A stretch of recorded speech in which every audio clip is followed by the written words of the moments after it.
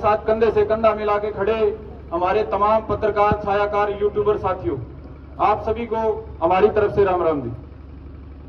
बुजुर्गों, सम्मानित साथियों, जो लड़ाई हमारे गांव बुडाना ने छेड़ी थी, हमारी बाराखाप ने छेड़ी थी, हमें लगता नहीं था कि एक दिन पूरे समाज को इकट्ठा होना पड़ेगा, क्योंकि कातिल को पकड़ना, कातिल को सजा दिलाना ये पुलिस प्रशासन का काम है, सरकार का काम है, और इसी काम के लिए वो तनख्वाह लेते हैं, इसी काम के लिए वो संविधान की शपथ लेते हैं। लेकिन अपने जिम्मेदारी निभाने की बजाय पहले दिन से लेकर आज तक जो न्याय के नाम पर ढिलाई दिखाई गई, जो बार बार हमारी भावनाएं भड़काने का काम किया गया, जो दोबारा से कांड करवाने की साजिशें हुई, उससे मजबूर होकर आज सारे भाईचारे को हमने यहां बुलाना पड़ा। और मैं दिल से आभारी हूं, जो कमेटी इस आंदोलन को लड़ रही है वो बड़े दिल से आभारी है कि खाली फोन के बुलावे पे, फोनों के आमंत्रण पे आपने इतने बड़ी तादाद में पहुंच के इस लड़ाई को बहुत मजबूत कर दिया। बुजुर्गों, सम्मानित साथियों, जीवन सभी को एक बार मिला है। आज सूरज ढलेगा तो सबका एक दिन जीवन का कम हो जाएगा। ये एक दिन हम जो जीते हैं, अगर ये समाज के काम में लगे, भाईचारे के काम में लगे, इंसाफ के लिए लड़ाई में लगे और अत्याचार के खिलाफ लड़ाई में लगे, तो उसे एक दिन की कीमत वसूल हो जाती है। आप जितने साथी यहां मौजूद हो, बुडाना गांव पे इससे बुरी घड़ी कभी आई नहीं थी। आप लोगों ने अपना एक दिन निकाला, आप लोगों ने गांव को, भाईचारे को, खाप को जो हौसला दिया, उसके लिए हम सदैव आपके आभारी रहेंगे।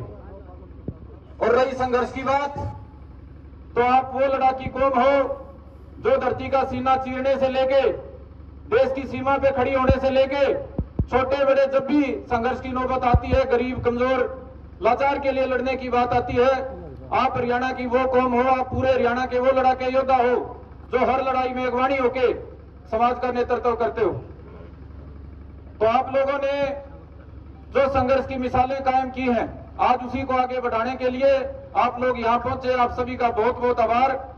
और ये जो संघर्ष है, ये जो आंदोलन है, किन परिस्थितियों में हमने लड़ना पड़ा, बड़े विस्तार से पहले वाले भाइयों ने आपको बताया होगा।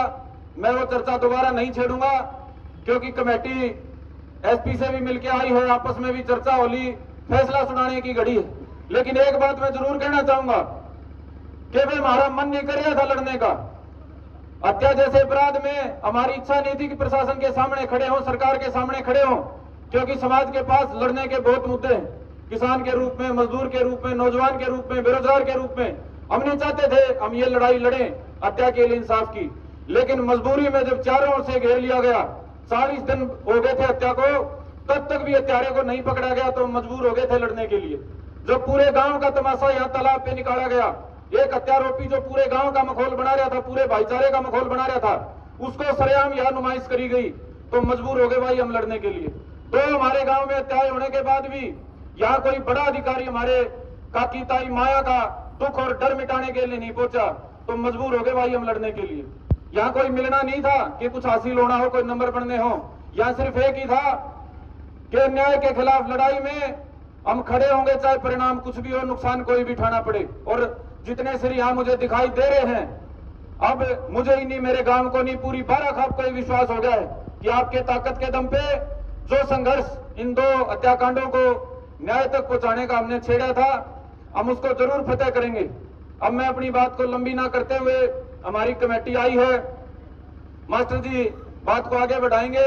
और मेरी तरफ से वह नौजवानों के बुलावे पे हरियाणा भर से आप सारे भाई पहुंचे हो, आपको बार बार दिल की गहराइयों से सलाम है, नमन है, राम राम है। जय हिंद, जय भाईचारा।